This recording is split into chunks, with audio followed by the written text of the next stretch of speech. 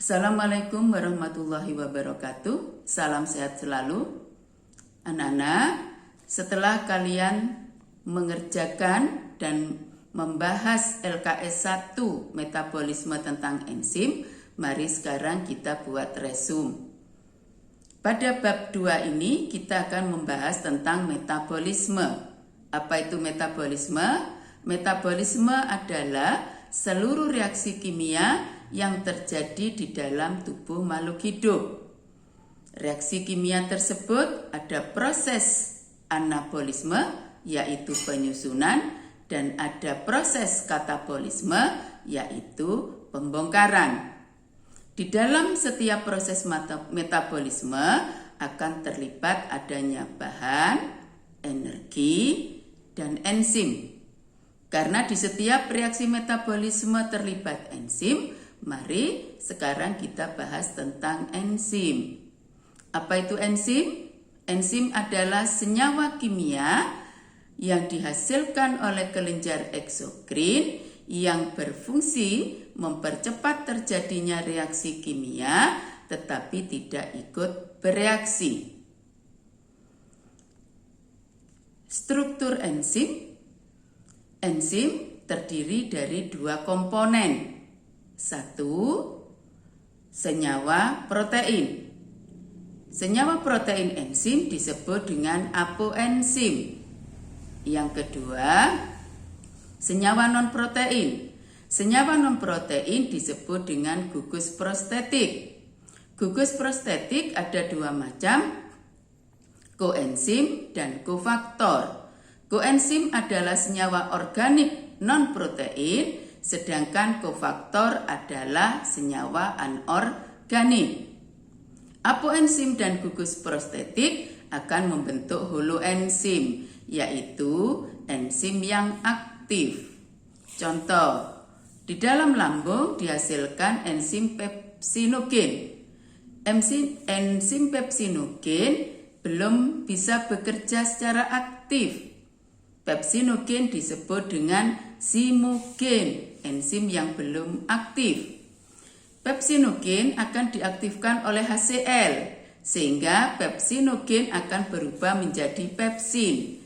Pepsin ini yang disebut dengan enzim yang aktif.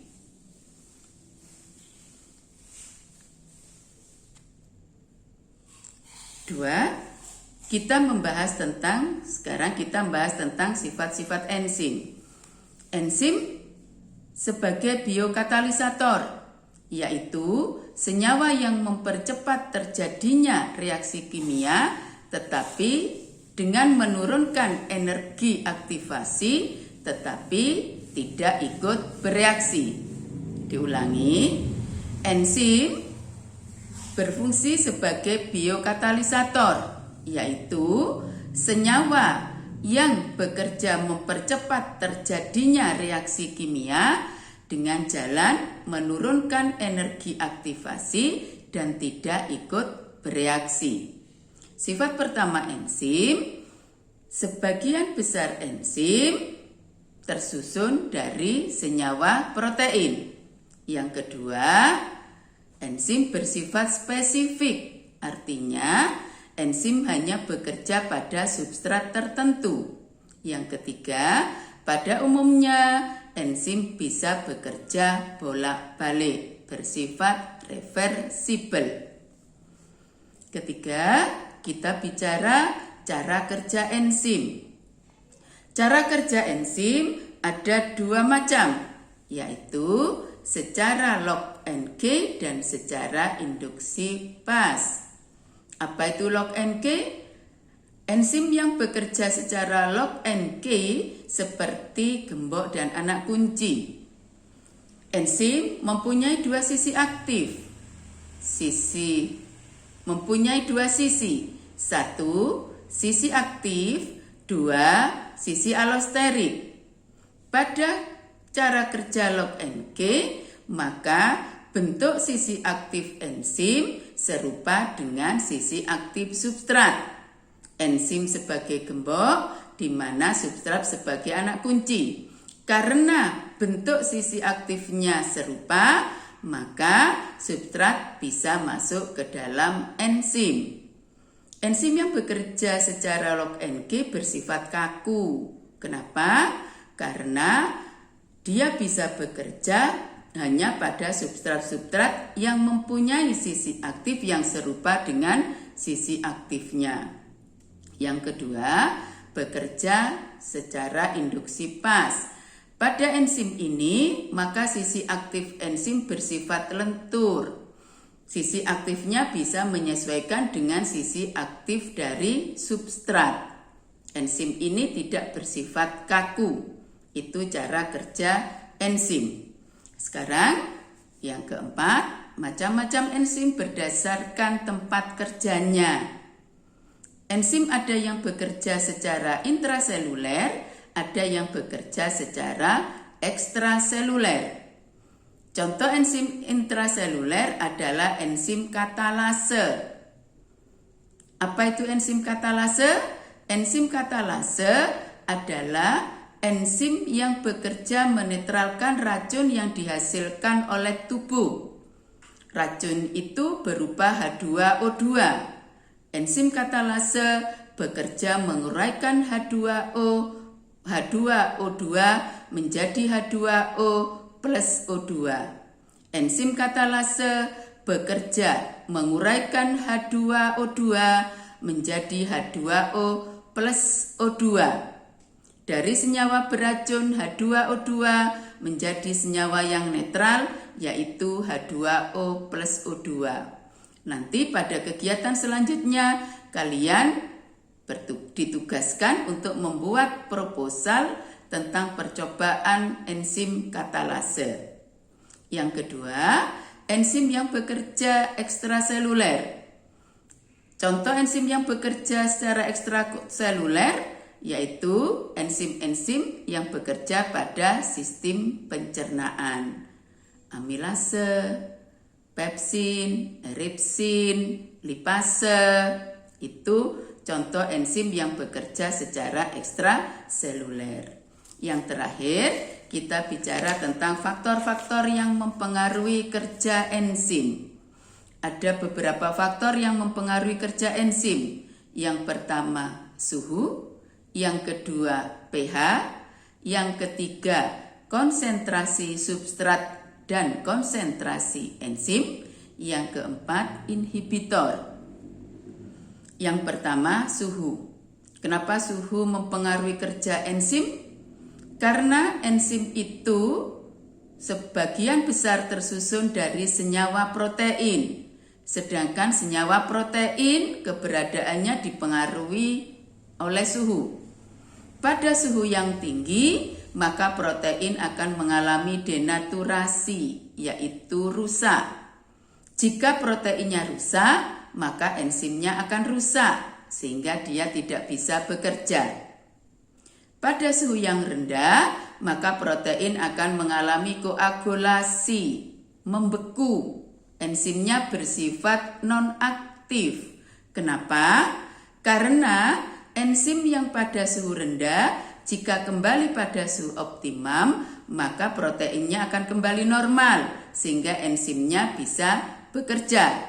Tetapi, jika enzim pada suhu tinggi, yang proteinnya mengalami denaturasi, meskipun dikembalikan pada suhu optimum, maka protein tidak bisa kembali normal.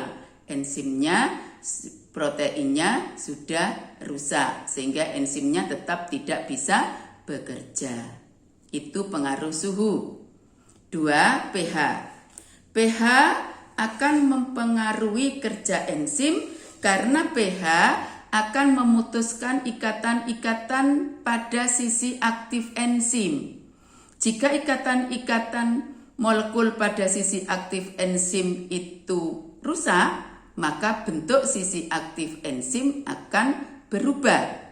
Jika bentuk sisi aktif enzim berubah, maka enzim tidak bisa bekerja. Setiap enzim akan mempunyai pH optimal yang berbeda. Contoh, pepsin yang bekerja di lambung akan bekerja optimal pada pH asam. Karena di lambung ada HCl.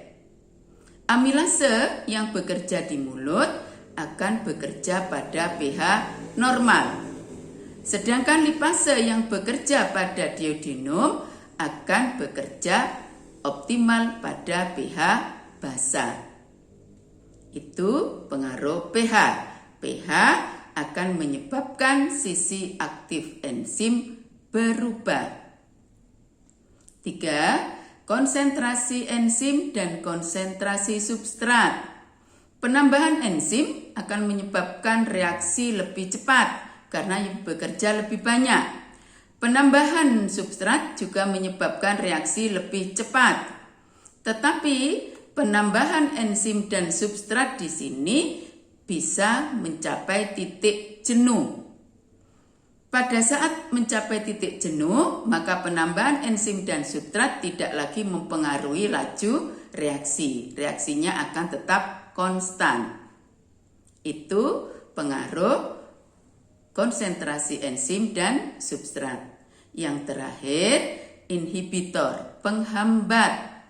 Ada dua macam inhibitor, inhibitor kompetitif dan inhibitor kompetitif. Apa itu inhibitor kompetitif? Inhibitor ini disebut inhibitor kompetitif karena bentuknya menyerupai bentuk substrat. Dikatakan kompetitif, bersaing. Bersaing dengan siapa inhibitor ini? Bersaing dengan substrat.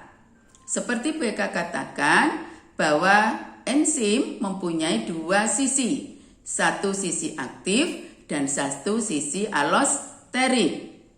Karena inhibitor kompetitif bentuknya menyerupai enzim, maka inhibitor ini akan masuk ke dalam sisi aktif.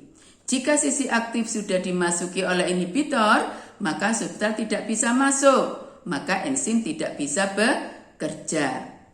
Ciri inhibitor kompetitif: 1. Bentuknya menyerupai substrat. 2. Masuk dalam sisi aktif.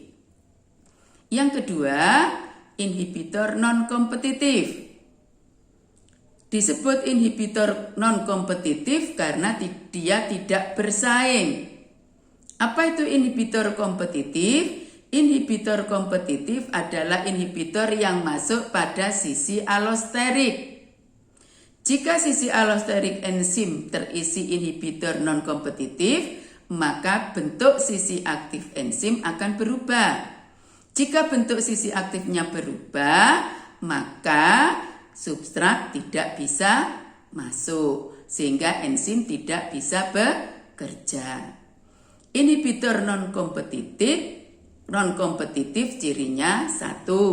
Dia masuk ke sisi alosterik. 2. Dia akan menyebabkan terjadinya perubahan bentuk pada sisi aktif. Itulah tentang enzim yang sudah kalian bahas pada LKS 1. Jika ada jawaban-jawaban yang masih belum benar, silakan dibenarkan. Dan jika masih ada konsep-konsep yang belum kalian pahami, silakan kalian share di grup WA. Untuk kegiatan selanjutnya, maka nanti akan Bu Eka berikan video tentang percobaan enzim katalase. Percobaan pada video nanti adalah percobaan yang tanpa variabel. Maka tugas kalian nanti membuat rancangan percobaan tentang enzim katalase yang memakai variabel. Variabelnya apa?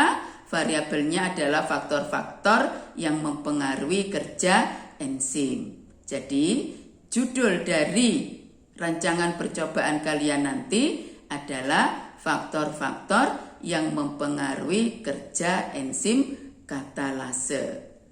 Demikian yang dapat Ibu berikan. Semoga dapat menambah pemahaman kalian tentang enzim. Akhir kata, wassalamualaikum warahmatullahi wabarakatuh. Salam sehat selalu.